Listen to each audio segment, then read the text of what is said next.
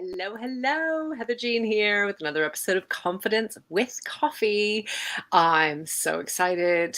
I'm always excited to be sharing, my kind of key takes with the podcast and vodcast episodes. So this playlist, this segment is really about, kind of my reflections and my takeaways from the conversations that I've had with my guests on the podcast and vodcasts. So you'll find the vodcast, the video version of my podcast, on the vodcast playlist on YouTube.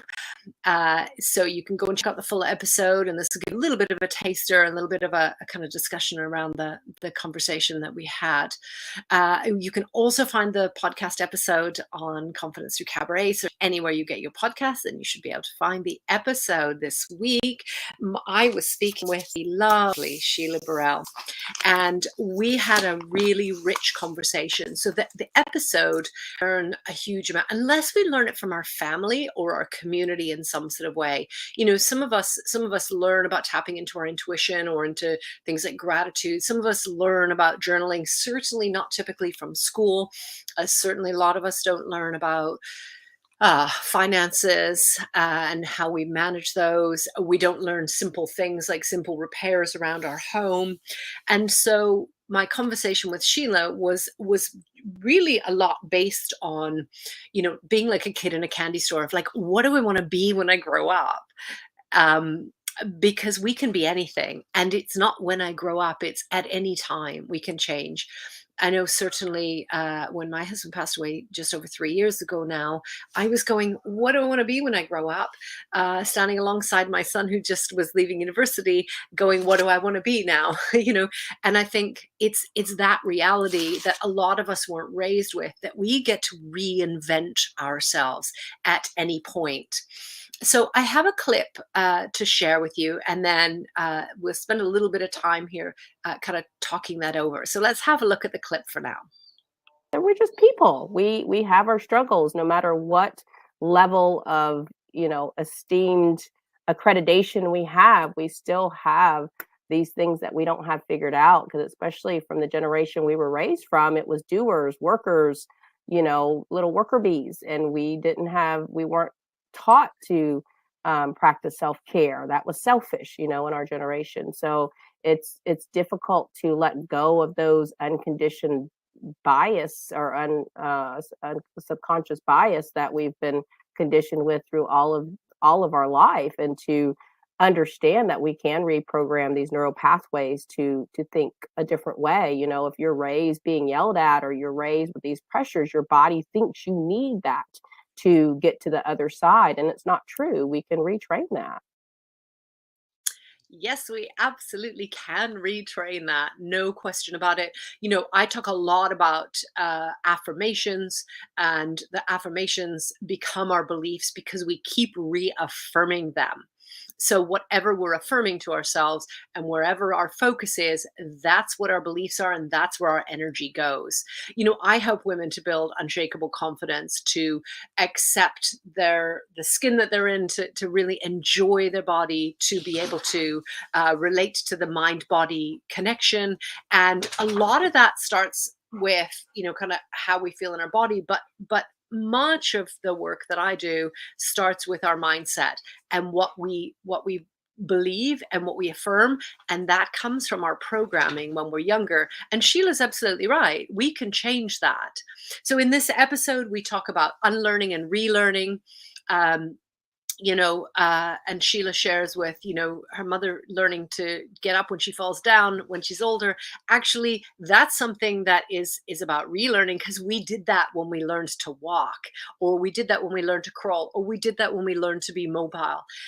And, a lot of what we learn in life goes back to relearning what we had forgotten about when we were younger. The principles are really there. And it strikes me as we're almost spending our lives as children and young adults, kind of being reprogrammed into what we are supposed to be doing, and what we, what kind of behavior is rewarded. If we sit quietly in school and we do our homework and we are compliant with the teachers, then we're very often more rewarded, and that's how we become.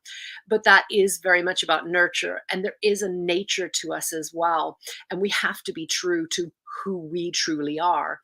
And that work is about, getting quiet, learning to meditate, learning to really center and focus, and be mindful and not be living in the past, being able to heal from that, being able to let go of that, and being able to move forward. And a huge amount of the work that I do with clients is around um, those past beliefs, and really questioning them and saying, are they true? Like, is that really true what you're saying? Your inner critic or your imposter syndrome. If you've been around for a little while, I do a huge amount of work on imposter syndrome. And are those things that we're saying to ourselves really true? And that's why I ask the question on the podcast or vodcast episodes with my guests every time is, what would your stage name be? Because that is an inner, fierce, powerful, strong person who is there in the moment, in their spotlight, expansively taking up space unapologetically. And that is where Confidence Through Cabaret, the skills transfer across to whatever it is that you need to build confidence in, or wherever you want your confidence to grow. And it is absolutely key that we look at the programs, the beliefs, the affirmations, and say, are they true? Is this serving me? And if it isn't, then what do I need to do to change that? What do I believe instead? So the deal is, when we develop a habit, it, rather than breaking that habit and stopping that habit, it's more successful if we take that old habit and we create a new habit and we replace the old habit.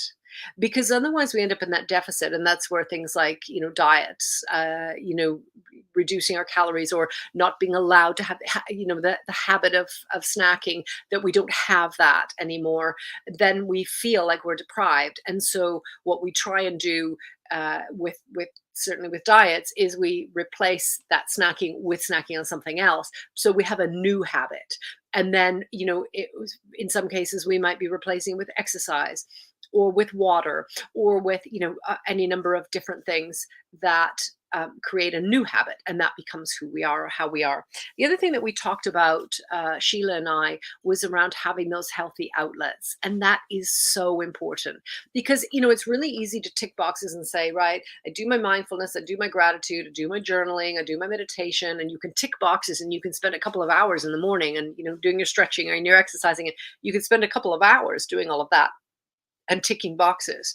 But even with exercise, if you are, let's say you're doing leg raises, then if you're doing those, imagining a resistance as your leg goes up and down, then you will get more out of it because your muscle will engage more. Well, that's the same in our mind, right? Is really engaging that. Really, if you're doing a journaling or a gratitude practice, really engaging in that gratitude, or that whatever it is that you're clearing. And I think we too often go through the motions because we're trying to do too many things. And that's where the episode with Sheila is called Mission to Find Myself, because it's really about finding our true thing. And that doesn't have to be just one thing. I certainly don't focus on just imposter syndrome. I also focus on a body image, and I also focus on career development, and I also focus on confidence in lots of aspects. And I think you could have lots of one things, but you need to start off with a focus. And I've been thinking a lot about The Wizard of Oz, the original movie and the original story. And I was thinking about how the yellow brick road, if you've ever seen it, starts in a spiral, right? It starts with this one little yellow brick, and then it spirals and it goes around Munchkin Land and then off into the woods. And if I was Dorothy in reality, I would have just gone, oh, there's the yellow brick road. Where's the woods? And I would have cut the corner, right? I would have just headed straight off to the main part of the yellow brick road. But Dorothy doesn't. She starts very meticulously in the circle and follows all of the steps. And I think that's something that we have to be aware of a lot of times, is that, where is our starting point? What is that point about? And we can grow from there. And so, not trying to be all things to all people all the time, because the simple reality is you will burn out if that happens.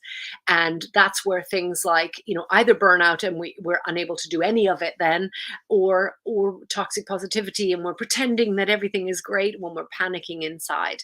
And if you're going to be in the moment, I'm struggling with something right now. So as soon as I said be in the moment, I was like, catching my breath, because it's very easy for me to go off into tomorrow, what that brings, and the past, and what that's meant, and things that I wasn't aware of, and so on. And I think, we have to go back to that. Where am I in the moment? And just following the path that we've chosen. And starting with one thing is great. So, Sheila talks about, wanting to do financial coaching, and wanting to do inner child work, and wanting to do parenting, and wanting, lots of things. And I love that she's so honest and open about sharing all of those things, because she's truly keen about them all, and she probably will do them all. But we have to start off focusing on one thing and being in that moment and growing with that. A seed doesn't start, doesn't go into the soil and start thinking, I might be this flower or this plant or this, vegetable, or the, it doesn't. It has a focus. It's already programmed in. And for us, whether you believe that that's already who we were meant to be, or whether that's something that we discover in terms of creation and creating it for ourselves, it doesn't really matter. It is about planting that seed that is our starting point, and then kind of blossoming outwards from there.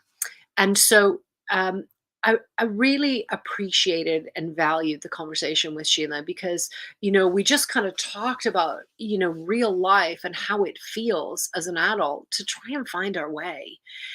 Go and check out the podcast or podcast episode. We have a lot of other playlists on the Confidence Through Cabaret YouTube channel. Please like and subscribe, and then you'll be able to see, when new videos go up and so on.